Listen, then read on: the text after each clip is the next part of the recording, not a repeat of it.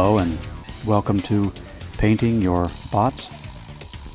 This is one of the more difficult parts of building the robots, is getting a nice smooth finish.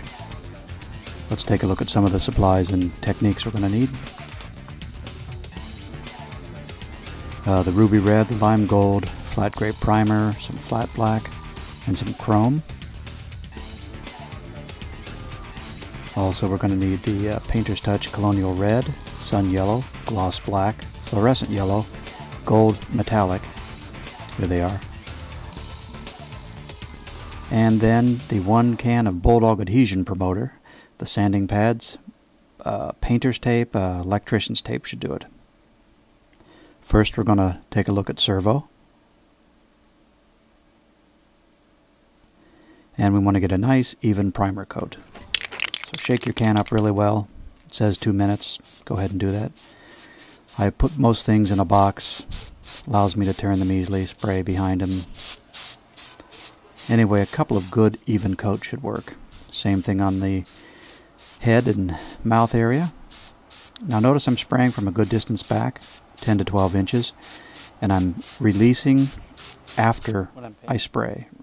Watch again with this. I've got my arm covered with plastic, but I start behind the piece and I end behind the piece. That way you don't puddle in the middle with the spray. So start at one side, spray pass, spray pass, spray pass, release each time. It's a matter of practice. You'll get used to it. Once the primer is dry, you're going to want to add your solid colors. This is the Colonial Red, and this is going to give Tom a really good base coat. And this does take 2 or 3 coats. Plastic bag on my arm, turning it freely, able to get the front, the back, the top, the bottom, Tom's head. I stick a piece of PVC in there. It allows me some distance between the spray. Coat evenly. Again, 2 or 3 coats should do it. And let these things dry. I'd say a full day. Now these metal flake colors from testers, you have to really be careful with them because they run very easily. It's better to apply many thin coats than it is to apply one heavy coat. So here I'm again. I'm a good 10-12 inches away from the surface, spraying past with each stroke. And it's best to paint in sunlight. Helps you see if your surface is glossy and smooth, and that's one of the tricks I use. Is I'll turn it, make sure it has an even coat all around. Again, these take maybe 4 or 5 sprayings to get the finish that I like. And here they are drying. His lid, you can see how shiny that is and how thick that final layer of paint is. But it's also smooth. Here's the engine block. Same thing. Once these dry, and I mean dry, days to dry, 2 days to be safe. And I'm using a black electrical tape. It doesn't really leave much of a residue, and it allows you to cut corners, curve around things a little easier. So right now we're taping off the exhaust stacks very carefully along the edge, and the thing with the electrical tape is you can press it down really well. Now for the bulk of the stuff I use the painter's tape to cover up some paper. I don't want any overspray.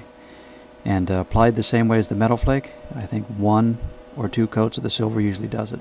Makes for a really smooth finish. Joel says he used to use the paint pens from Tester, and that would work too, but I just like the finish I get. And here I've cut very thin strips, 1/8 inch, 1/4 inch strips of the electrical tape, because you can bend it around corners, especially around the servo beak here. As you can see, I have a little tool. It's kind of flat, allows me to push areas down, and once I get those first layers down, I use other small pieces of the electrical tape to tape off. You don't want any area showing through or the silver creeps out. Then you have to repaint the red. It's kind of an endless thing. So here I've used lots of tape, and afterwards you can see nice, clean, shiny, smooth surface. This is what you're after. And then a small brush with some flat black. I get inside his mouth. It's not necessary, but I just like to clean things up a bit, finish him off. So pull the mouth all the way open with a thin, small brush. Get right up to the edge as close as you can. And here's Tom all shiny and new when he's finished. Alright, and now on to Crow, our little metallic friend. Now he's got more parts, more things to spray, different colors, so it takes a little bit more work. You got to prepare the floor layer because it's a weird, strange, oily plastic. I like to scuff the surface really well, take the shine off of it with a Scotch-Brite pad or very, very fine sandpaper, 600. So you're just buffing it up to get a surface for the primer to adhere to. And this is what we use, the Bulldog Adhesion Promoter. It's made for any kind of plastic. It's very flammable, lacquer-based, but it sort of etches itself into the weird Tupperware plastic and allows the paint to stick. And here's the stages of first the gold, then the lime gold. We're going to do the primer coat, and that's on all the other resin parts. We're using the same Tester's enamel primer, sprayed evenly over all the loose parts. And now for the solid base coats. Most of the parts, the Tupperware, the bowling pin, etc., are just that regular cheap gold. Like the Colonial Red, it gives a good base for the lime gold to go on for Crow. Same with the mouth here. You can see pretty evenly coated. Now I've painted the back sides of the arm pieces black, and I paint the top gold. And the same thing on the Plastruck tubular plastic arms. A couple of good coats of the primer. And the gold cheap spray paint.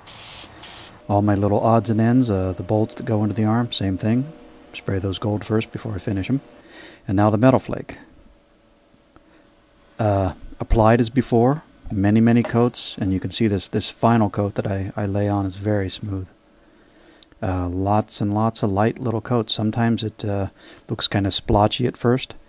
It just takes patience and literally 6 coats of this stuff to give it a beautiful, clean, smooth finish, at least that I try for. It takes time and it takes practice. You got to be careful because this stuff does run. I probably could have had a plastic bag on my arm here, but I'm just spraying. Here you can see like 2 or 3 coats. You can see it's starting to smooth up and look pretty good. For the other pieces, I tend to use the same thing with the PVC. It allows me to spin it freely and look for nice, shiny, wet spots. And now the flattened satin black, which goes on the insides of Crow and on his arm pieces. Here's the shoulders. They've been primed. This is resin.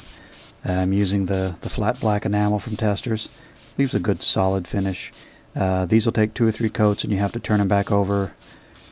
Here's the black again being resprayed on those elbow and arm joints. And inside the floor layer, same thing. Now this has been primed with the adhesion promoter, and I'm using just the flat black on the inside, but it's kind of fun because you can not have to mask it off. You just spray from the middle out, and it never really creeps over if you do it correctly. Again, practice. You're just trying to get these things to look even and smooth. And then it'll be up to you to assemble it and make him look great. And just finish up like this on both inside and outside pieces. And here's a nice finish, Crow. Nice finish. I was pretty happy with this one.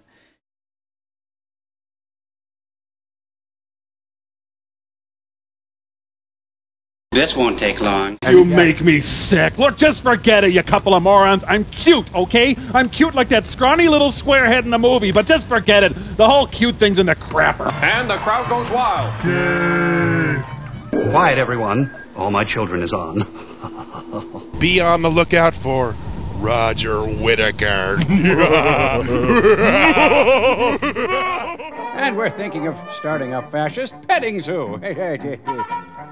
Mitchell! No fair, you can't flash back to stuff we saw 10 seconds ago.